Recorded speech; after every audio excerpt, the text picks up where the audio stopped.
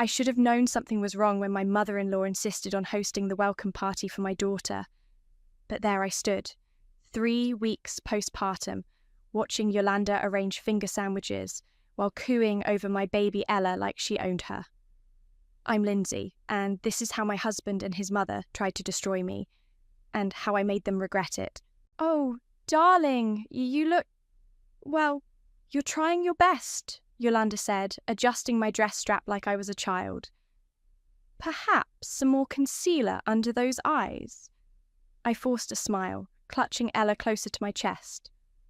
The living room was filling with guests, mostly Casey's colleagues and family friends. My sister Vivian couldn't make it, stuck in court. Now I wonder if Yolanda planned it that way. "Where's Casey?" I asked, scanning the room for my husband. "Oh, finishing up some work calls. You know how important his position is." Yolanda's smile didn't reach her eyes. "Unlike maternity leave, which is basically a vacation." Before I could respond, my former best friend Marley swooped in. "Lindsay, you're actually up and dressed."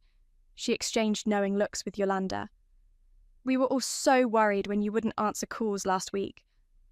"I was recovering from a C-section," I said flatly. "Doctor's orders." Of course, Marley patted my arm, though my cousin bounced right back.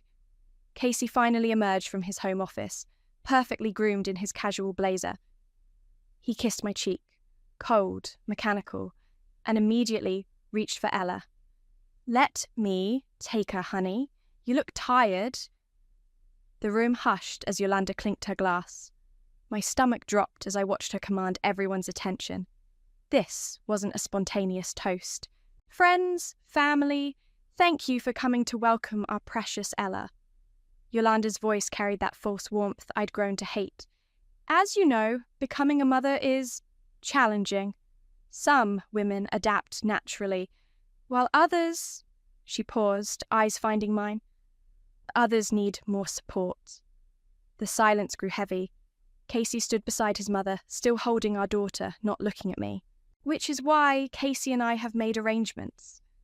Yolanda gestured to manila envelopes being distributed by the catering staff. "We've prepared a care plan. I'll be moving in temporarily to assume primary caretaking duties while Lindsay focuses on her recovery." The room exploded in whispers. I stood frozen, watching guests pull out glossy documents detailing my supposed instability. 3 weeks of concerning behaviour, documentation of maternal reluctance, even quotes from my private therapy sessions, the ones Casey had insisted I attend with his mother's recommended doctor. "It's for the best, honey," Casey finally spoke, bouncing our daughter. "Mum knows what she's doing." I felt the room spinning, but not from shock, from rage, pure, crystallizing rage. "Lindsay?" Marley touched my arm. "Maybe you should sit." I smiled, calm, collected. "Actually, I think I'll take Ella for her feeding." Oh, I can do that," Yolanda stepped forward. "We have bottles ready." "No," my voice cut through the room. "My daughter, my breast milk, my decision." I took Ella from Casey's arms, his face flickering with uncertainty at my steadiness. As I walked upstairs, I heard Yolanda smoothly steering the conversation toward refreshments. In the nursery, I held Ella close, breathing in her perfect newborn scent. They thought they'd blindsided me. They thought this carefully orchestrated humiliation would break me. My phone buzzed. A text from Vivian. "Court filing confirmed. Operation Karma starts Monday." I kissed Ella's forehead, a cold smile spreading across my face. While they'd been planning their little intervention, I'd been planning too. Every manipulative text, every financial document, every recorded conversation where Yolanda talked about taking over once the baby arrived, all safely backed up and in my lawyer's hands. They wanted to paint me as unstable? Fine. I'd show them what happens when you back a mother into a corner. "Your grandma and daddy made a big mistake, sweet girl," I whispered to Ella. "They thought Mommy was weak. They forgot I made partner at my firm by age 30, They forgot I specialised in crisis management. Another text from Vivian. You okay? I typed back one word. Ready. The party continued below, Yolanda's laugh carrying up the stairs. Let them celebrate. Let them think they've won. Come Monday, they'd learn what real instability looks like. They wanted a war? I'd give them annihilation. After the last guest left, I sat in the nursery's rocking chair, my laptop balanced on the armrest, while Ella slept in her crib. The house below echoed with the sounds of Casey and Yolanda cleaning up, probably congratulating themselves on their perfect ambush. My fingers flew across the keyboard, sending Vivian the final pieces she needed. 3 years of marriage, and I'd documented everything. You've got enough to bury them, Vivian said when she called. The financial records alone. They'll try to use the postpartum against me, I said quietly, watching Ella's chest rise and fall. Yolanda's got that therapist in her pocket. That's why we moved first. Judge Matthews already has the emergency custody petition. The financial fraud allegations are just the nuclear option. I heard footsteps on the stairs. Got to go, coming over tomorrow? With bells on.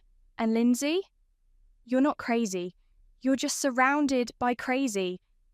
Casey appeared in the doorway as I ended the call. Who was that?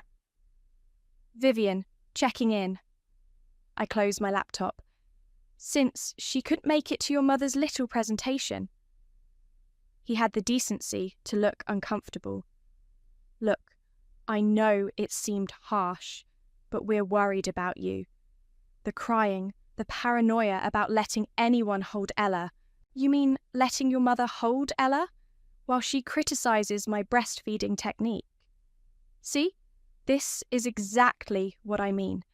Mum's trying to help, and you're being defensive. I stood up slowly, my C-section scar still tender. Remember? Last month? When Yolanda suggested putting her name on Ella's birth certificate as a precaution? She was joking. Was she joking when she accessed my therapy records? When she told your aunt I might have postpartum psychosis? Casey ran his hands through his hair, his tell when he's losing control of a situation. You're twisting things. Mum's moving in tomorrow. We've already decided. No, I said simply. She's not. Lindsay? I have breast milk stored in the freezer. I'm taking Ella to Vivian's tonight. You can explain to your mother why her bedroom takeover needs to wait. His face darkened. You're not taking my daughter anywhere. Our daughter. And yes, I am. Unless you want me calling the police to report how your mother obtained my private medical records. Pretty sure that's a HIPAA violation. The threat landed. Casey stepped back, that familiar mask of calm sliding into place. Fine. One night? But we're discussing this tomorrow. Oh, we'll definitely be having discussions tomorrow. I packed quickly. I'd prepared a bag days ago when I first noticed Yolanda bringing over extra clothes. Just in case. Casey watched from the doorway as I strapped Ella into her car seat. Don't do anything stupid, he warned. I smiled, thinking of the court papers already being processed. I never do. Vivian's apartment was a 20th floor haven with a spare room already set up for us. She opened the door in her pajamas, legal papers spread across her coffee table. Holy shit, she said, taking in my face. You really are you scary calm about this? Calm is a weapon, I replied, settling Ella into the portable crib. What have you found? She held up a stack of bank statements. Remember that inheritance from Grandma last year? The one Casey convinced you to invest in his company's new project. The tech startup. What about it?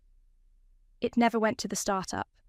Yolanda diverted it into a private account. Casey's signature is all over the transfers. I felt my hands shake for the first time that day. How much? 250,000. That's... I sat heavily on the couch. That's theft. That's why Judge Matthews expedited the hearing. Vivian poured us both wine. The custody filing was concerning, but the financial fraud? That's criminal. Casey will claim I authorized it. Casey can claim whatever he wants. We have the paper trail. She handed me a glass. The real question is, how far do you want to take this? I thought about the pamphlets at the party, the whispers, the way Casey held our daughter while his mother announced her plan to take over my role. All the way, I said, taking a sip. I want them to regret ever thinking they could take my baby. They'll play dirty. They already have. I pulled out my phone, showing her the texts already coming in from Marley and other friends, all concerned about my erratic behaviour in leaving the house. Flying monkeys, Vivian muttered, right on schedule. Let to them come. Every worried text, every call about my mental state, it's all evidence of harassment. Ella stirred in her sleep, making those tiny noises that melted my heart. I touched her tiny hand, her fingers wrapping instinctively around mine. Tomorrow, I said softly, we show them what a real intervention looks like. The next morning, I drove to my old office building, Ella securely strapped in her carrier.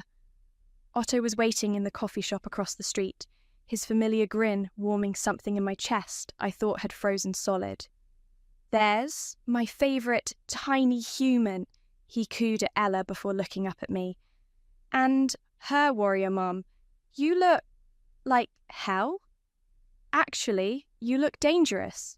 He pulled out my chair. I like it. I'd worked with Otto for 5 years before my maternity leave.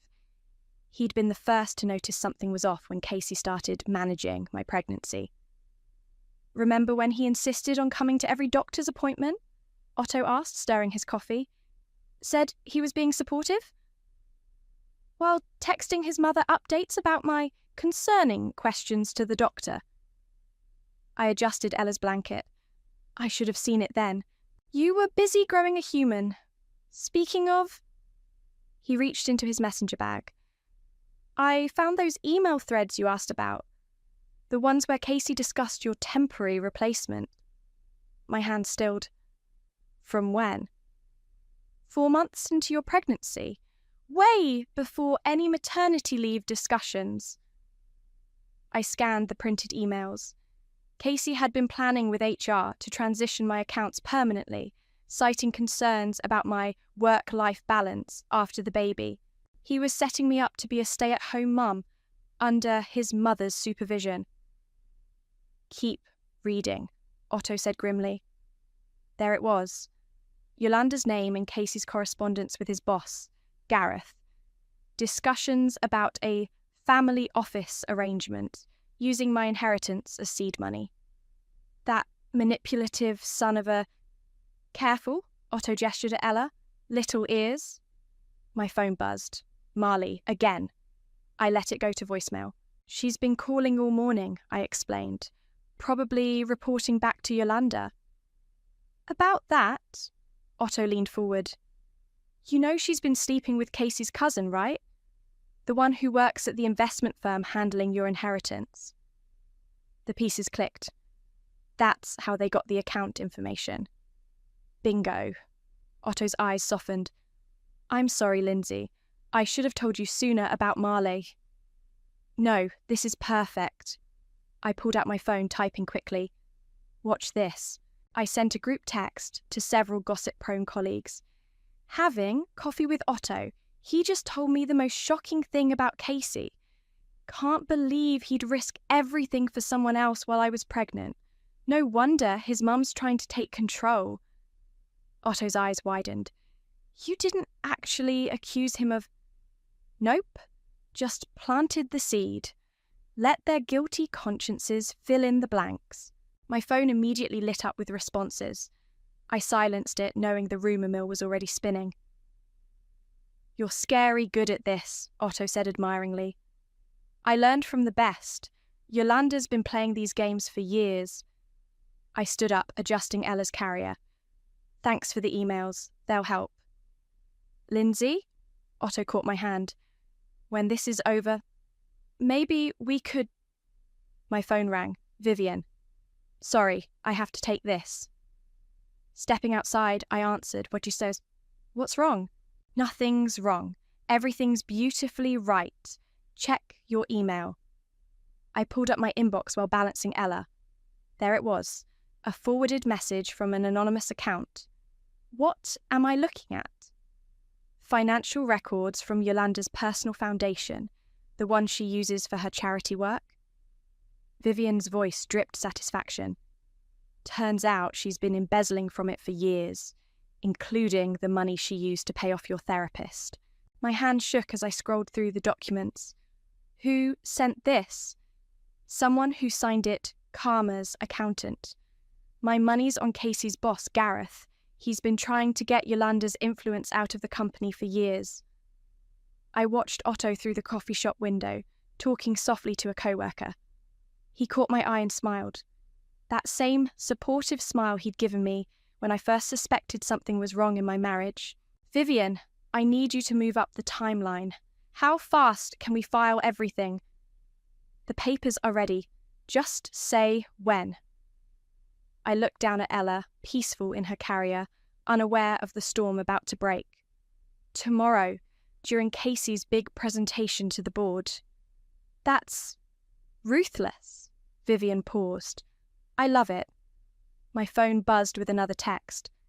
Casey this time. Mum's upset. You're not answering her calls. Come home. We can work this out. I typed back. You're right. Let's talk tomorrow. After your presentation. Looking up, I caught Otto watching me again. He raised his coffee cup in a mock toast, and I felt a flutter that had nothing to do with revenge. Tomorrow, I'd burn Casey's world down. But today, for the first time in months, I felt like myself again. The next morning, I dressed carefully in my old power suit, the one I wore to close my biggest deals. Ella matched in a pristine white onesie, the picture of a well-cared-for baby. Appearances matter when you're about to destroy someone's life. Ready for our little visit? I cooed to Ella, checking my hidden voice recorder. Yolanda opened her front door with obvious surprise. Lindsay, I've been trying to reach you. I know, I came to apologise. The lie tasted sweet. May I come in? Her house was a shrine to control. Everything perfectly placed, photos of Casey everywhere, but none of me. She led us to her immaculate living room, practically vibrating with satisfaction. I'm so relieved you're being sensible, she said, reaching for Ella. Casey was worried you might do something rash. I held Ella closer. Actually, I wanted to understand something first. The foundation money. How long have you been using it to manipulate Casey's life?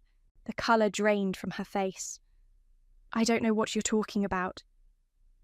The therapist you paid to diagnose me with postpartum depression? The one who conveniently shared all my sessions with you? I pulled out my phone, playing a recording. She confessed everything this morning. Something about not wanting to lose her licence. Yolanda's mask cracked. You ungrateful little... Careful, I warned, still recording. Remember who's holding the baby. That baby should have been mine to raise. She caught herself, lowering her voice. Casey was perfect before you. Perfect. Then you got pregnant, and suddenly he's questioning everything. The company investments, my involvement in his life.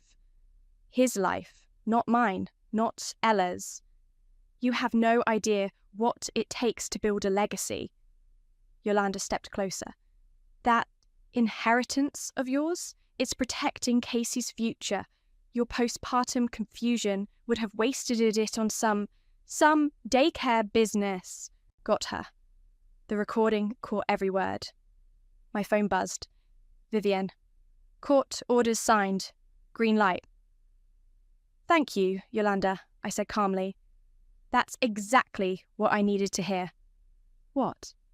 A confession about the inheritance, the fraud. All of it. She lunged for my phone, but I stepped back. You recorded me? You can't. That's illegal. Single-party consent state. I smiled. I consented. The doorbell rang. Yolanda froze as a man's voice called out, Legal courier service. That would be your cease and desist order, I explained, bouncing Ella gently. The fraud investigation notice should arrive this afternoon. You wouldn't dare. Casey would never let you. Casey's about to have his own problems. I checked my watch. In about 30 minutes, actually. Yolanda grabbed her phone, hand shaking. No signal. What did you do? Me? Nothing. But cell towers do mysteriously go down sometimes. Usually back up in an hour or so. Just long enough for certain presentations to go uninterrupted. The courier knocked again. Yolanda's face contorted with rage. Get out of my house! Gladly, but first, I placed a final envelope on her perfect coffee table. Divorce papers. I had them drawn up weeks ago when I first found the transfer records. You should be proud. I learned manipulation from the best. I'll destroy you, she hissed. No, I said softly. You already tried that. At my daughter's welcome party. Remember? Ella began to fuss. Perfect timing. I headed for the door, pausing in the doorway. Oh, and Yolanda. The foundation board meets this afternoon. Funny how many anonymous tips they've received about financial irregularities. The courier was still waiting. I nodded to him as I left, Yolanda's scream of frustration following me down the walkway. My phone buzzed back to life as I drove away, right on schedule. 3 missed calls from Casey. A text from Vivienne. Court recorder ready for the presentation? On her way, I replied. Another message popped up. Otto. Just saw Casey. He's reviewing his slides, totally clueless. You sure about this? I thought about the pamphlets at the party, the whispers, the planned destruction of my motherhood. Absolutely sure, I texted back. Ella cooed from her car seat as I parked near Casey's office building. In 20 minutes, his carefully constructed world would shatter. The court recorder would capture every moment. Gareth would witness his star employee's fall. My phone lit up with a final text from Casey. Running late? Save me a seat? Don't worry, I wrote back. I wouldn't miss this for the world. I checked my makeup in the rearview mirror, adjusted Ella's bow, and grabbed the final envelope from my briefcase. Time to show them what a real intervention looks like. The boardroom buzzed with pre-presentation energy. Casey stood at the front, arranging his slides, every hair perfectly in place. He faltered slightly when I walked in with Ella, but recovered quickly. Honey, I didn't expect... He moved to kiss my cheek. I stepped aside. Don't let me interrupt. I'm just here to watch. Gareth entered, his eyebrows rising at my presence. I gave him a slight nod, our signal that everything was in place.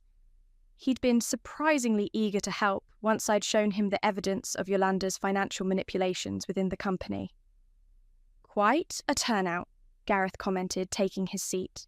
Even brought a court reporter to document your big proposal, Casey. Casey beamed, missing the edge in his boss's voice. Well, it is a landmark deal. The door opened again. A sheriff's deputy entered, document folder in hand. Mr. Casey Harrison? Casey's smile flickered. Can this wait? I'm about to begin a presentation.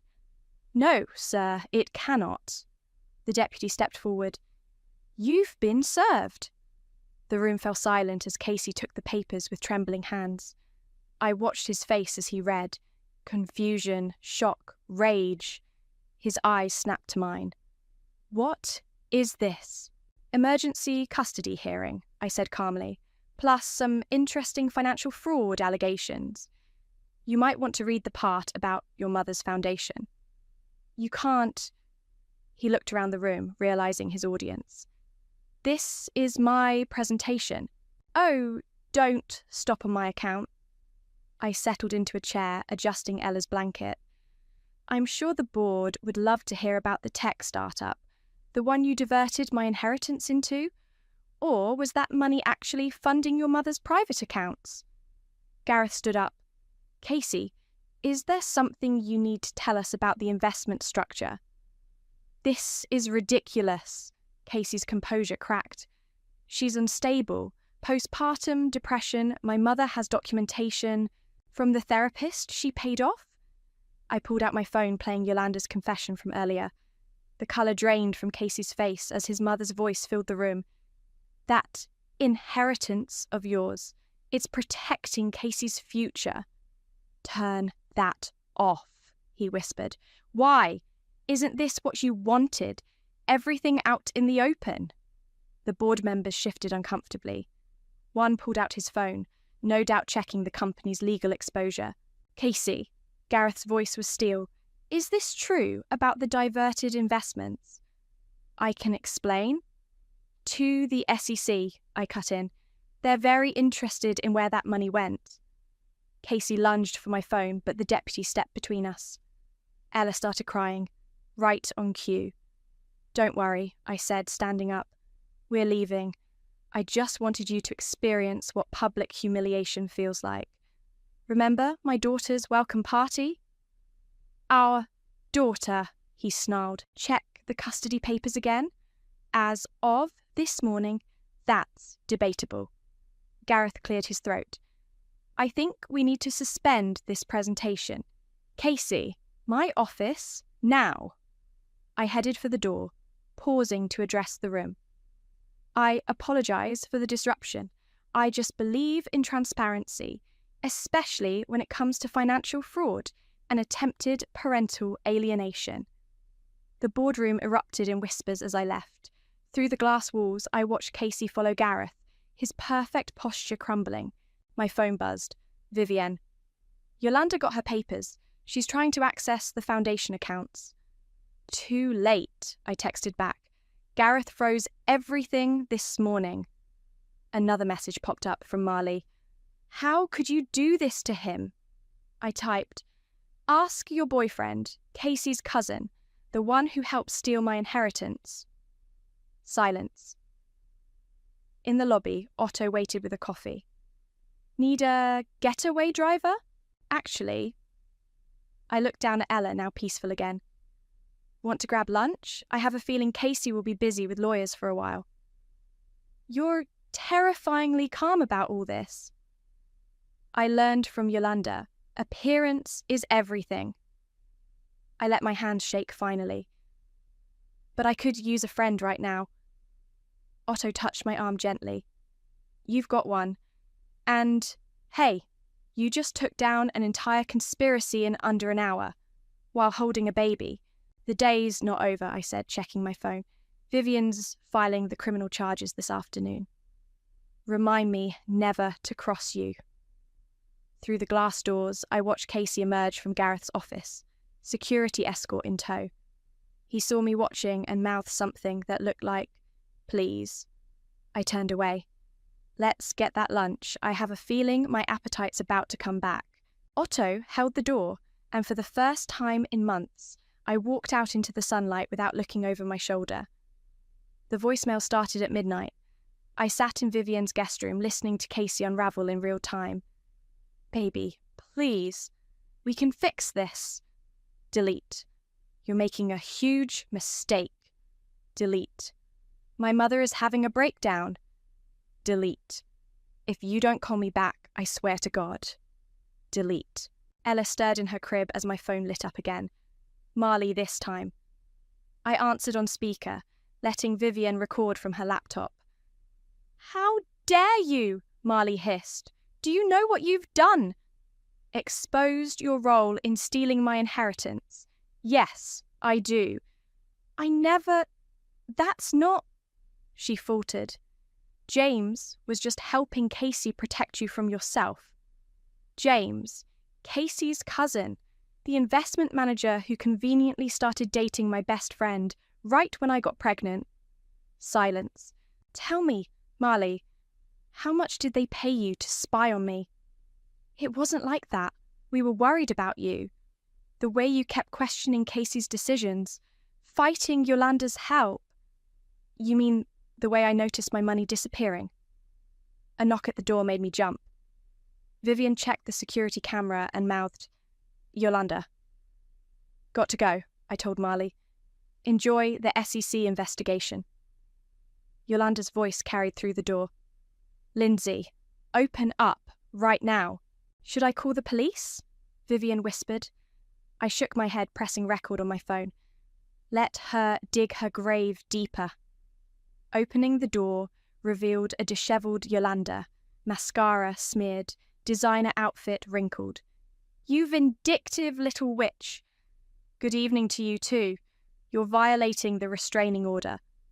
The foundation board suspended me. She tried to push past me, but Vivienne blocked her. 20 years of reputation destroyed. Karma's interesting that way.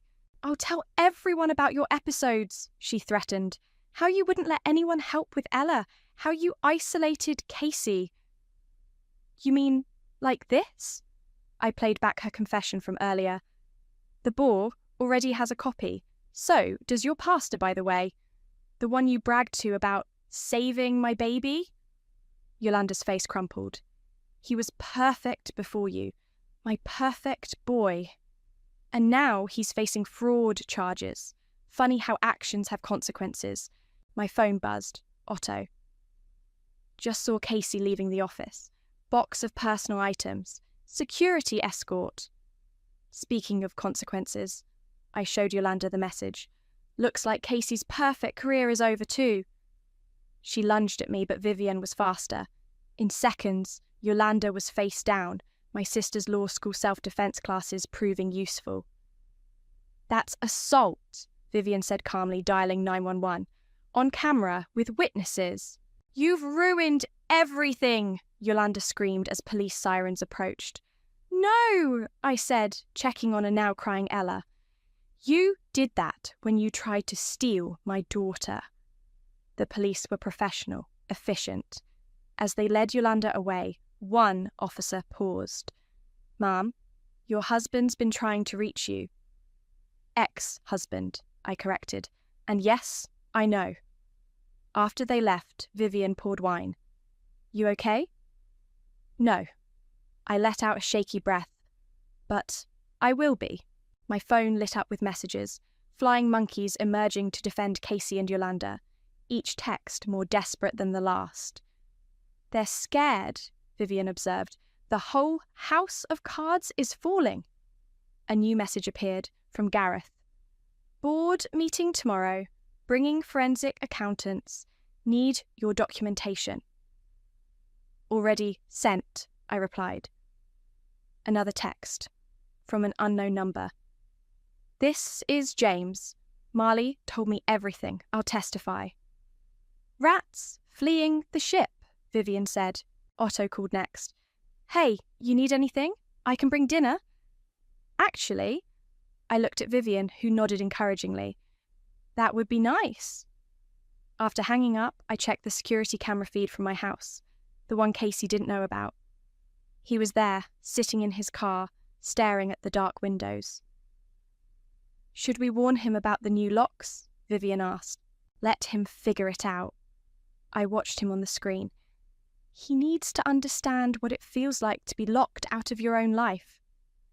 Ella made those tiny baby noises that melted my heart. I picked her up, breathing in her perfect scent. Your daddy and grandma thought they could take you away, I whispered. They forgot that mothers are built for war. My phone buzzed one last time. Casey. Please, I'm outside our house. Just talk to me. I typed back. No, but you can talk to my lawyers tomorrow. Bring your mother and your accountant. Then I turned off my phone, held my daughter, and waited for Otto to arrive with dinner. Tomorrow would bring more battles, but tonight I'd won the war. The courthouse hallway buzzed with tension. Casey sat with his lawyer, his perfect appearance finally cracking. Wrinkled shirt, dark circles under his eyes. Yolanda perched beside him, clutching her designer handbag like a shield. They both flinched when I walked in with Ella. All rise, the bailiff called. Judge Matthews studied the room, her eyes sharp.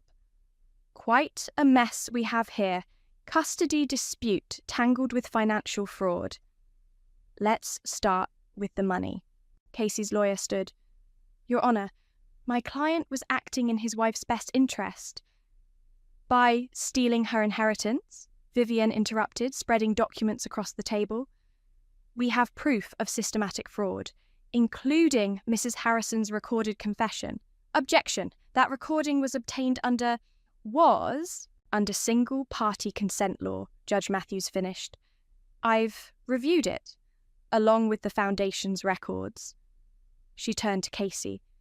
Care to explain why your mother's charity was paying for your wife's therapist? Casey stood, straightening his tie. Your Honour, we were concerned about Lindsay's mental state. So concerned you documented everything? I spoke up, bouncing Ella gently. Every episode carefully noted, right after you moved my money. Order, Judge Matthews warned, but I caught her slight nod. Yolanda burst forward. She's manipulating everyone. She planned this. Mrs. Harrison, sit down, the judge snapped. Your Foundation's legal issues will be handled separately. The courtroom doors opened. Gareth entered with 2 men in suits. Your Honour, Vivian said. Mr. Townsend from the company board, with SEC investigators. Casey's face went ash white. Perfect timing, Judge Matthews said. Mr. Harrison, about those startup investments. I can explain everything, Casey stammered. Please do. Starting with this document showing you diverted funds 2 months before your daughter's birth. Ella chose that moment to coo loudly. Every head turned toward us. Speaking of your daughter, the judge continued, let's address custody. Mrs. Harrison, you have documentation of attempts to alienate you from your child. I handed over the party pamphlets. They distributed these at my daughter's welcome party, 3 weeks after my C-section. A welcome party where you announced taking over parental rights? Judge Matthews asked Yolanda. Without any legal standing? She wasn't bonding properly, Yolanda protested. I had to step in. By paying a therapist to diagnose me. I pulled out more papers. The same therapist who just surrendered her license rather than face investigation. The judge reviewed everything silently. Casey kept trying to catch my eye, but I focused on Ella's perfect face. I've seen enough, Judge Matthews finally said. Mr. Harrison, your financial dealings will be investigated by the SEC. Mrs. Harrison Sr., you're facing separate charges for your role. As for custody. The room held its breath. Full temporary custody to the mother, pending final divorce proceedings. Mr. Harrison, supervised visitation only, after completing parenting classes and psychological evaluation. No, Yolanda shrieked. You can't. One more word, the judge warned, and I'll add contempt of court. Mrs. Harrison Sr., you are barred from any contact with the child. Casey slumped in his chair. Lindsay, please. Save it, I said quietly. Save it for your fraud trial. Outside the courtroom, Gareth approached. The board voted. Casey's terminated, effective immediately. We'll cooperate fully with the investigation. Thank you, I said, for everything. I should have seen it sooner.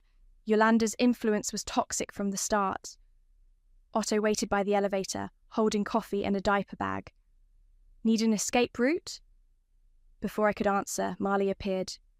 Lindsay, wait, you have to understand. I understand perfectly. I turned to face her. You chose the wrong side. How's James handling the SEC investigation? She fled in tears. That was cold, Otto observed. So was betraying your best friend. Casey emerged from the courtroom, eyes red. Can I hold her once? No. I stepped into the elevator. Call my lawyer to schedule supervised visits after your psych eval. I did it for us, he called as the doors closed. For our family. Otto touched my shoulder gently. You okay? I looked down at Ella, peaceful in her carrier. I will be. We both will be. My phone buzzed. Vivienne. Judge just issued the restraining order against Yolanda. It's done. Not quite done, I thought. but close. Want to grab lunch? Otto asked. You should eat something after. After destroying my husband's life? I managed a small smile. Yes, lunch sounds perfect. As we left the courthouse, I heard Yolanda's voice rising in another courtroom, something about foundation funds. But I didn't turn back. Some fires you light, then walk away and let them burn. The last box from Casey's study hit the donation pile with a satisfying thud. Otto held up a framed photo of Casey and Yolanda at some charity gala. Keep or burn? He asked. Donate. Let someone else's fake family hang it up. Ella crawled across her playmat, babbling happily. She'd started pulling herself up on furniture, each milestone documented without Casey's hovering commentary or Yolanda's criticism. My phone buzzed. Vivian. SEC just announced charges. Turn on the news. I flicked on the TV. There was Casey being led out of his lawyer's office in handcuffs.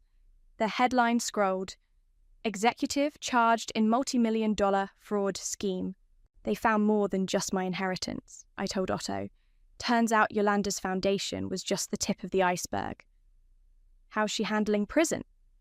According to her lawyer's latest appeal, not well. Apparently, designer jumpsuits aren't a thing. Otto gathered more papers from Casey's desk. Hey, what's this? It was a birthday card I'd given Casey last year. Inside, I'd written about my hopes for our future family. About trust and love and partnership. Burn that one, I said quietly. The doorbell rang. Through the security camera, I saw Marley shifting nervously on the porch. Want me to send her away? Otto offered. No, it's time. Marley looked smaller somehow, her designer clothes replaced with simple jeans. I brought this. She held out a USB drive. All the emails between James and Casey, about the money, about you, everything. The SEC already has them. I know, She wiped her eyes. I'm sorry, I got caught up in their world. The status, the connections. James dumped me the day after the arrests. Karma's funny that way. Can you ever forgive me? I thought about trust, about friendship, about betrayal. No, but I can thank you. Thank me? If you hadn't helped them, I might have taken years to see who they really were. Now, Ella will grow up without their poison. Marley nodded slowly. You were always stronger than they thought. Goodbye, Marley. Inside, Otto was entertaining Ella with silly faces. Everything okay? Getting there. I picked up my daughter, breathing in her baby shampoo scent. Did you mean what you said? About staying? Through fraud investigations, family drama, and midnight feedings? He smiled. Try getting rid of me. My phone lit up. Casey's number. His weekly attempt at contact. Right on schedule. This time, I answered. Lindsay, please. The prosecutor offered a deal. If you speak on my behalf. No. Mum's losing everything. The foundation, her reputation. Actions have consequences, Casey. You taught me that. I love you, he tried. I love Ella. You loved control, power, your mother's approval. Don't call again. I hung up, hands steady. Otto waited, patient as always. You know what's funny? I said, watching Ella play. They thought making me look unstable would break me. Instead, it made me document everything, build evidence, prepare. Like a self-fulfilling prophecy in reverse. Exactly. I deleted Casey's number finally. They created their own destruction. The afternoon sun streamed through windows, no longer shadowed by Yolanda's surprise visits or Casey's monitoring. Ella laughed at something only babies understand. Want to get out of here? Otto asked. The park's having that food truck festival. Actually, I looked around at the half-packed house. Let's sell this place, start fresh. You sure? This was their house, their vision, time for our own. Our? I smiled, really smiled, for the first time in what felt like forever. If you want, he answered by kissing me softly. careful not to squish Ella between us. My phone buzzed one last time. Vivienne. Yolanda's appeal denied. Casey took the plea deal. It's over. But it wasn't over. It was beginning. A life without manipulation, without walking on eggshells, without perfect appearances, hiding ugly truths. Food trucks? I asked Otto. Food trucks, he agreed, already gathering Ella's diaper bag. Outside, the summer air felt clean, new. Ella waved at passing dogs. Otto held my hand. And somewhere in a prison visiting room, a mother and son faced the consequences of their actions. They tried to write my story. The unstable new mother, the needed intervention, the justified takeover. Instead, I'd written their ending. And now, finally, I was free to write my own.